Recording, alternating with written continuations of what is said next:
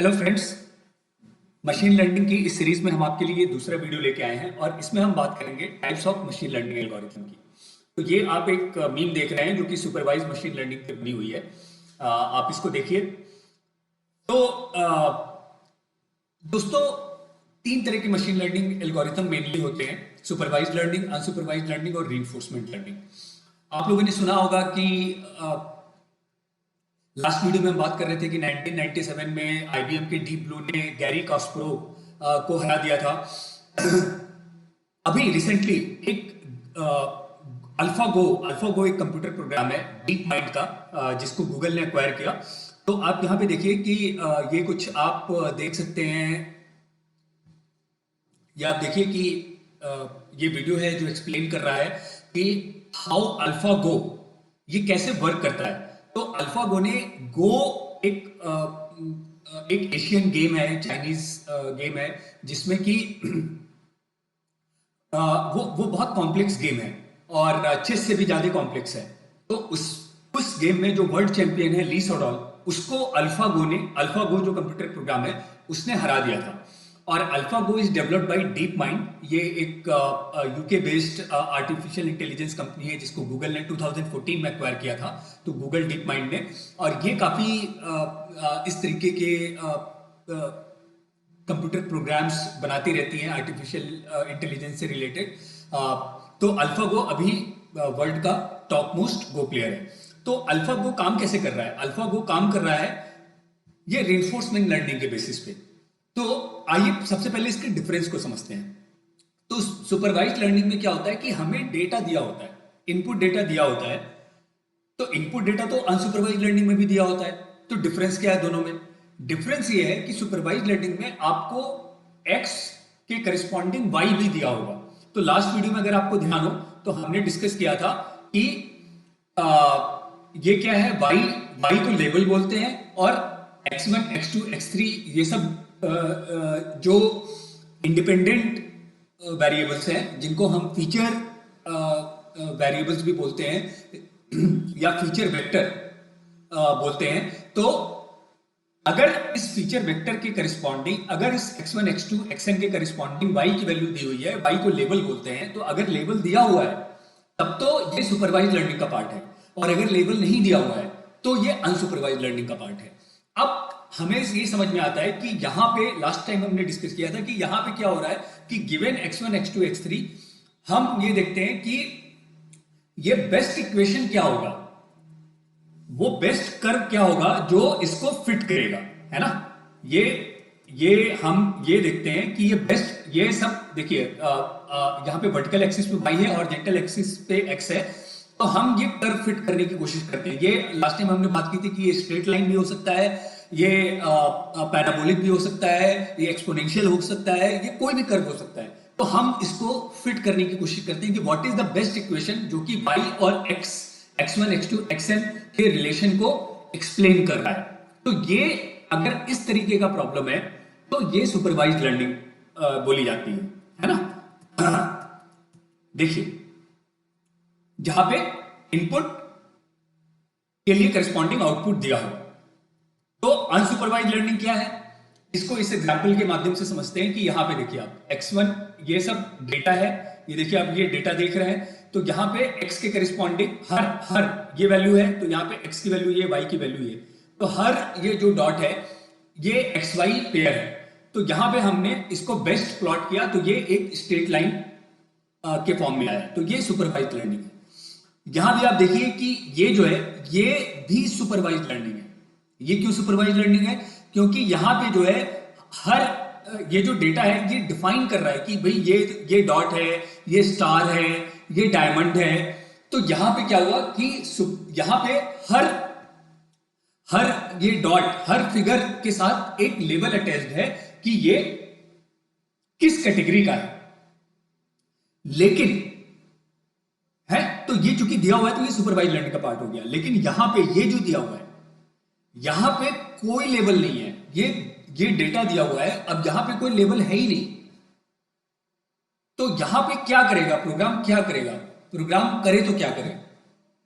तो यहां पे प्रोग्राम क्या करेगा कि देखेगा कि ये डेटा जो है डिस्पर्स्ड है, ये सारे डेटा एक साथ हैं, ये सारे डेटा एक साथ है, ये सारे डॉट एक साथ है, तो ये क्या करेगा, इसको क्लब कर देगा, इसको एक क्लस्टर में बना लेगा और बोलेगा कि ये क्लास 1 को बिलोंग करते हैं, ये क्लास 2 को बिलोंग करते हैं, ये क्लास 3 को बिलोंग करते हैं।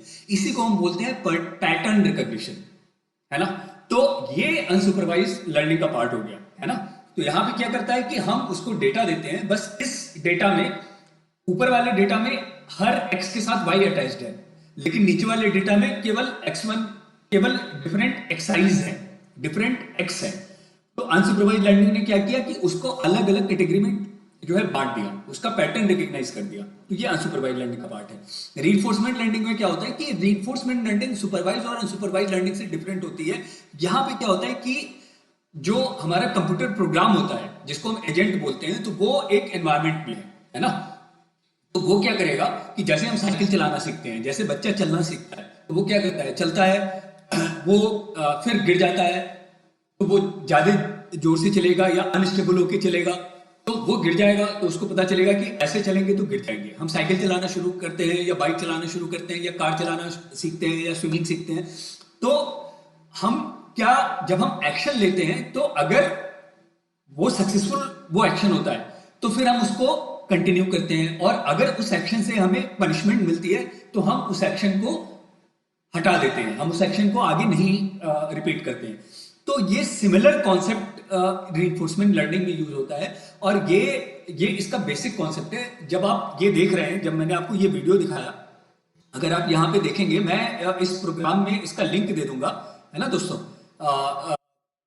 हाँ, तो यहां पे आप इस वीडियो को देखेंगे तो यहां पे आपको ये दिखेगा, और ये एक्चुअल ली सॉडॉल वर्सेस अल्फागो का गेम हो रहा है, जिसमें आप देखिए। तो यहाँ पे इस प्रोग्राम में क्या हो रहा है, इसमें मशीन लर्निंग के और एल्गोरिथम्स यूज हुए हैं, जैसे CNN, कन्वोल्यूशनल न्यूरल नेटवर्क, और रिइंफोर्समेंट लर्निंग यूज हुई है। तो ये मल्टीपल एल्गोरिथम इसमें यूज हुए हैं, है ना।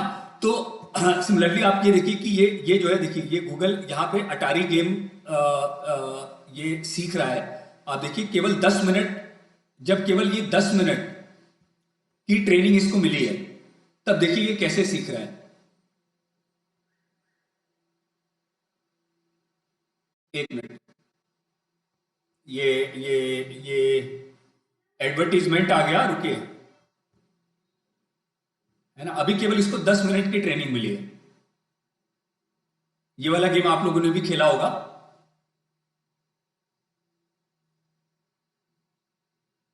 और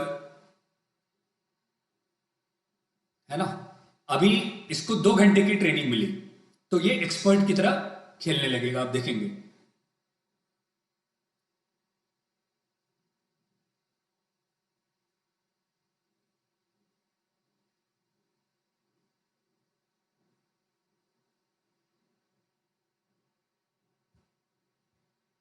और इसको 4 घंटे की ट्रेनिंग के बाद इसको ये समझ में आ जाता है कि मुझे इसमें एक टनल बनाना है ना।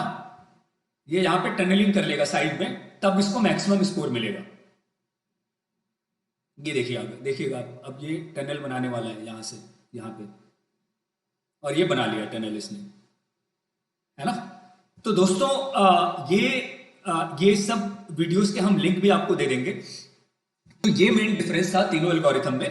और आगे जब हम बात करेंगे, देखिए अब आपको ये भी हम बता दें कि मशीन लर्निंग जो सुपरवाइज और अनसुपरवाइज लर्निंग होती है, इसके भी कई प्रकार होते हैं, है ना। ये जो मैंने आपको दिखाया था, ये जो यहाँ पे आपको मैंने दिखाया था, ये तो यहाँ पे वाई एक्सिस पे हाउसिंग प्राइस थी, है ना, और एक्स एक्सिस पे था कि हाउस का कितना प्लिंथ एरिया है, कितने BHK का है, या कितना उसका कवर्ड एरिया है। तो वो यहाँ पे प्रेडिक्ट कर रहा है। हमने उसको पास डेटा दे दिया कि इतने साइज का रूम इतने में बिका था, तो अगली बार ये एक सिंपल वो रिग्रेशन कर्व उसने प्लॉट कर दिया, और अगली बार मैं इसको केवल साइज दूंगा, तो वो मुझे प्रेडिक्ट कर देगा कि इसकी सेलिंग प्राइस इतनी होनी चाहिए। ऑफ कोर्स हमें पता है ये बड़ा सिंप्लीफाइड मॉडल है।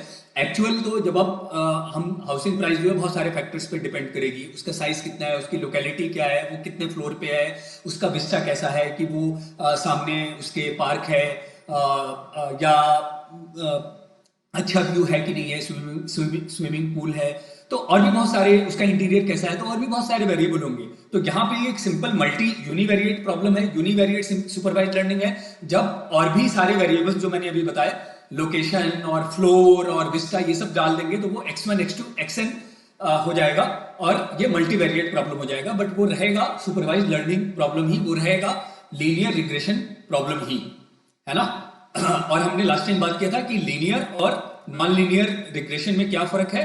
तो ये सारे ऊपर के ये दोनों लीनियर रिग्रेशन है, और ये चूंकि इसमें x का पावर आ गया तो इसलिए नॉन लीनियर हो गया। नीचे भी ये चूंकि इसमें log x, e to the power x, sin x, ये सब फैक्टर्स आ गए तो ये नॉन लीनियर हो गया, है ना। तो ये आगे आने वाली वीडियो में हम दोस्तों बात करेंगे कि सुपरवाइज लर्निंग के कितने टाइप्स होते हैं, अनसुपरवाइज लर्निंग के कितने टाइप्स होते हैं, और ये देखिए, है ना, और उनके बारे में हम जानेंगे। इसके अलावा जो और भी इंपॉर्टेंट जो पॉपुलर मशीन लर्निंग एल्गोरिथम्स हैं, जैसे कन्वोल्यूशनल न्यूरल नेटवर्क और